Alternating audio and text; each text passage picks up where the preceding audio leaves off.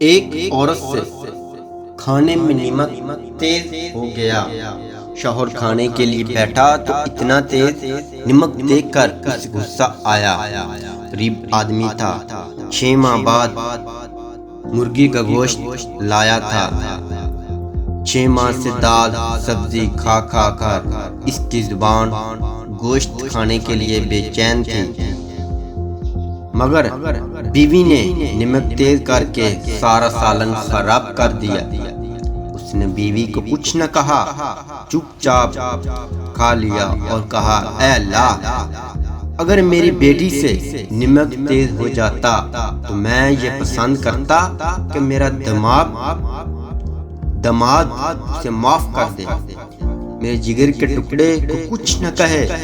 میری بیوی بھی تو کسی کے جگر کا ٹکڑا ہے، کسی ماں باپ کی بیٹی ہے اور سب سے بڑھ کر تیری بندی ہے۔ اے خدا، میں اسے تیری رضا کے لیے معاف کرتا ہوں۔ کچھ عرصہ بعد جب اس کا انتقال ہو گیا تو ایک اللہ والے نے اسے خواب میں دیکھا اور پوچھا، بھائی تیرے ساتھ کیا معاملہ ہوا؟ اس نے جواب دیا کہ مجھے اللہ کے سامنے پیش کیا گیا اور اللہ تعالیٰ نے مجھے میرے گناہ دکھائے، تو فلاں گناہ کیا، تو نے فلاں گناہ کیا۔ میں نے سمجھ لیا کہ میں اب ان گناہوں کی وجہ سے جہنم میں ہی جاؤں گا، لیکن اللہ نے آخر میں فرمایا کہ جاؤ، میں نے تمہیں اس وجہ سے معاف کیا کہ تم نے اپنی بیوی کو اس دن میری بندی سمجھ کر معاف کیا تھا جس دن اس سے نمک تیز ہوا تھا۔